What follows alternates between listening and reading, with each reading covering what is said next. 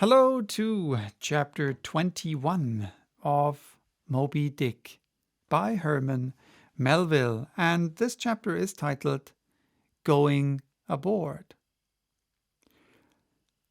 It was nearly 6 o'clock, but only grey, imperfect, misty dawn when we drew nigh the wharf. "There are some sailors running ahead there, if I see right," said I to Queequeg. "It can't be Shadows. She's off by sunrise, I guess. Come on." "Avast!"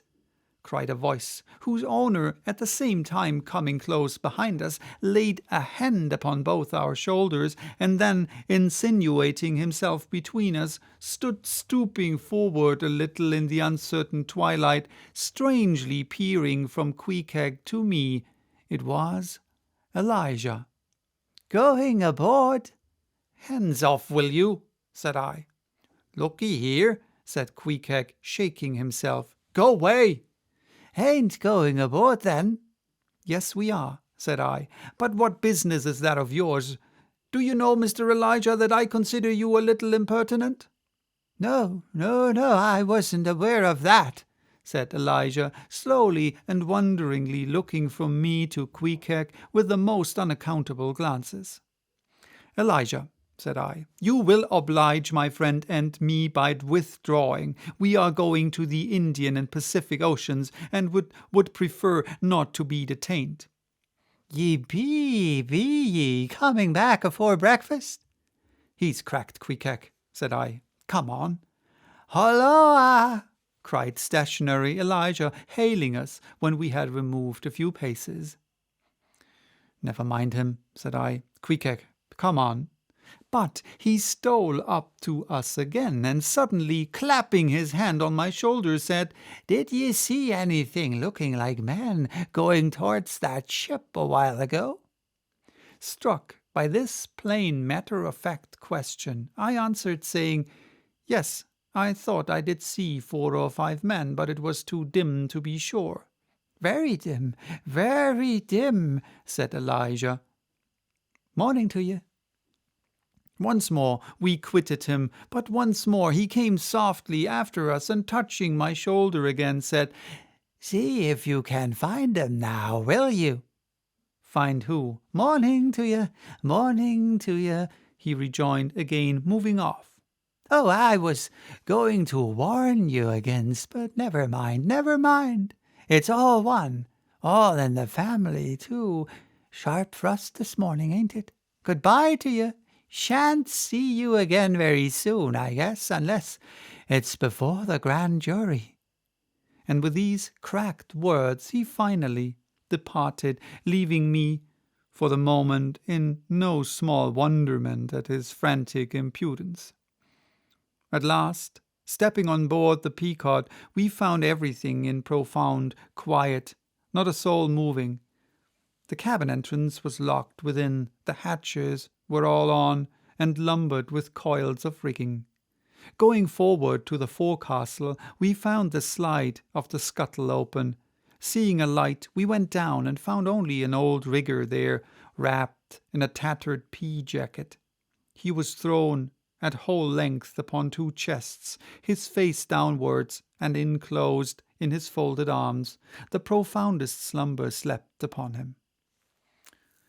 "Those sailors we saw, Queequeg, where can they have gone to?" said I, looking dubiously at the sleeper.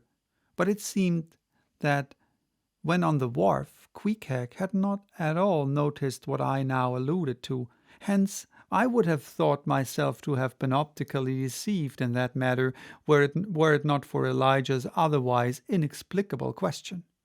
But I beat the thing down, and again marking the sleeper, jocularly hinted to Queequeg that perhaps we had best sit up with the body, telling him to establish himself accordingly.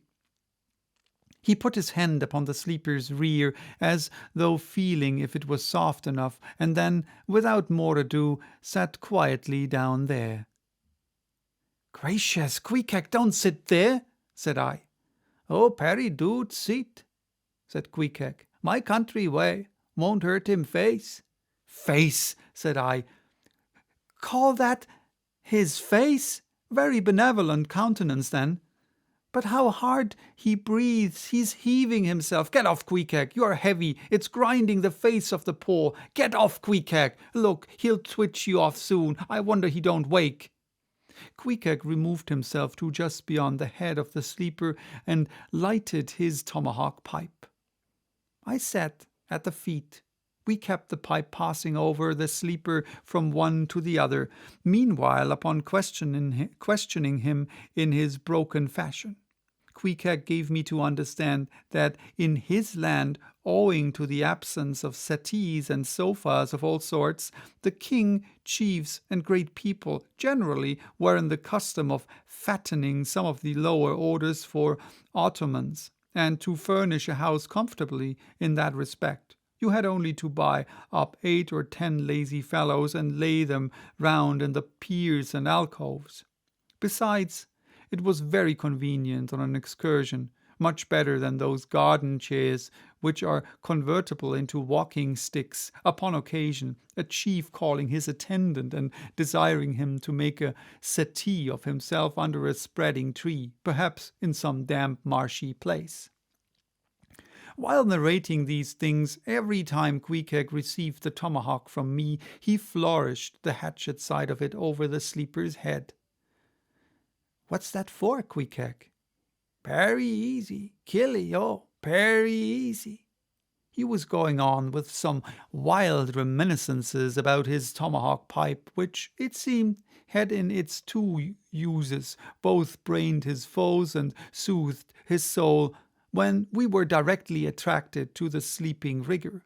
The strong vapor now completely filling the contracted hole, it began to tell upon him. He breathed with a sort of muffledness, then seemed troubled in the nose, then revolved over once or twice, then sat up and rubbed his eyes.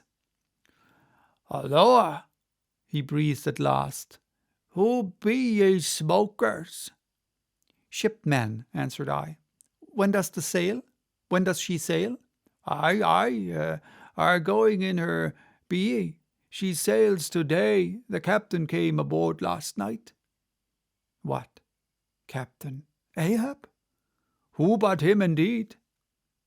I was going to ask him some further questions concerning Ahab when we heard a noise on deck. "Halloa, Starbuck's astir," said the rigger. "He's a lively chief mate, that, good man, and a pious.